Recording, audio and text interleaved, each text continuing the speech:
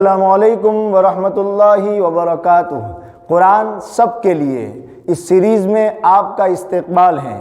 ہم نے پچھلی کلاس میں ڈسکس کیا تھا کہ مالک نے گیان پراپت کرنے کے لیے، علم حاصل کرنے کے لیے ہم انسانوں کو جو سروت دیے ہیں، ہم انسانوں کو جو ذریعے دیے ہیں وہ تین ہیں: آنکھ، کان، ناک وغیرہ، جن کو ہم 5 اندریہ کہتے ہیں وہ۔ دوسرا ہم نے سمجھا تھا کہ ایک عقل ہمارے مالک نے ہم کو دی ہے، اور تیسرا ہم نے سمجھا تھا کہ وحی کا سروت ہمارے مالک نے ہم کو دیا ہے، اور ہم نے یہ بھی سمجھا تھا کہ قرآن جس ذریعے سے، جس سروت سے ہمارے پاس اترا ہے وہ سروت اور کوئی نہیں ہے، وحی ہے۔ تو وحی کے بارے میں آج کی کلاس میں سمجھتے ہیں کہ وہ مالک جو وحی بھیجتا ہے اپنے نبیوں پر، جو شکشائیں بھیجتا ہے وہ کتنی طرح کی ہوتی ہے۔ 2 طرح کی شکشائیں وہ مالک بھیجتا ہے۔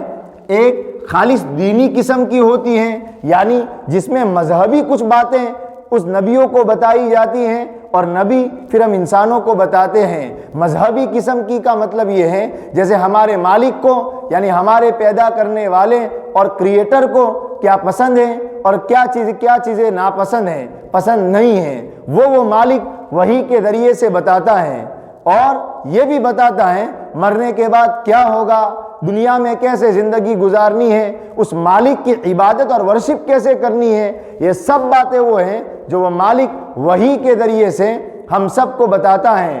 تو وحی کی جو تعلیمات ہیں، وحی کی جو شکشائیں ہیں، ان میں کچھ شکشائیں وہ ہیں جو دینی قسم کی ہیں، دھارمک قسم کی ہے، مذہبی قسم کی ہے، اور وحی کی کچھ ٹیچنگز، کچھ شکشائیں وہ ہیں جو دنیاوی قسم کی ہیں، یعنی وحی کے ذریعے سے دنیا کے بارے میں بھی کچھ بتایا جاتا ہے، دنیا کی شکشائیں بھی دی جاتی ہیں۔ جیسے اسلامک ہسٹری میں ایک بہت بڑے پروفیٹ اور بہت بڑے میسنجر گزرے ہیں جن کا نام ہے حضرت نوح جن کا نام ہے، جن کو کہا جاتا ہے، مشہور ہے اور صحیح ہے کہ ان کے زمانے میں ایک ایسا سیلاب آیا، قرآن کا ورنن ہے کہ جس میں سارے دنیا کے لوگ تباہ ہو گئے سوائے کچھ نیک لوگوں کے۔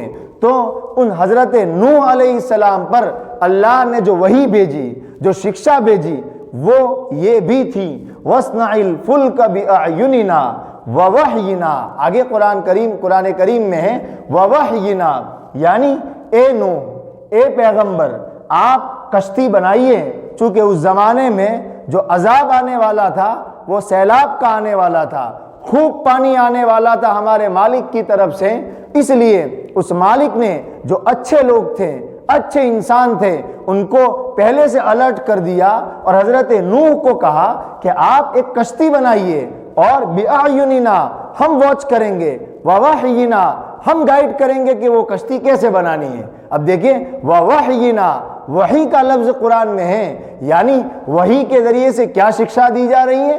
وحی کے ذریعے سے شکشا دی جا رہی ہے کشتی بنانے کی۔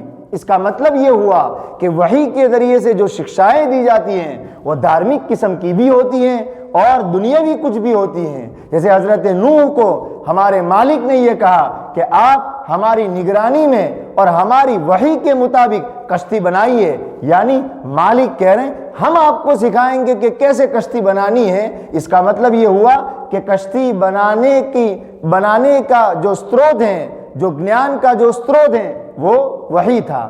دوسرا، حضرت داؤد علیہ السلام ایک بہت بڑے پروفیٹ گزرے ہیں، ان کو اللہ تعالیٰ نے، ہمارے مالک نے یوں کہا وَعَلَّمْنَاهُ صَنْعَةَ لَبُوسٍ لَكُمْ، کہ ہم نے حضرت داؤد کو یہ سکھایا کہ آپ کیسے زرہ بنائیں گے، جو کوچ ہوتا ہے لوہے کا وہ کیسے بنائیں گے۔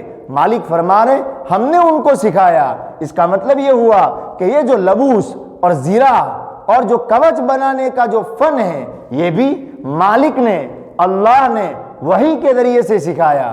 ان سے پتہ یہ چلا کہ وحی کے ذریعے سے اور مالک کی جو شکشائیں ہوتی ہیں وہ زیادہ تر اکثر دینی ہوتی ہیں، دھارمک ہوتی ہے، مذہبی ہوتی ہیں، اور کچھ شکشائیں مالک کی وحی کے ذریعے سے دنیاوی بھی ہوتی ہیں۔ جیسے یہاں کشتی بنانا ایک دنیا کا کام ہے، اس کو بھی وحی کے ذریعے سے اللہ نے بتایا، اور زرہ بنانا دنیاوی کام ہے لیکن اس کو بھی اللہ نے وحی کے ذریعے سے بتایا۔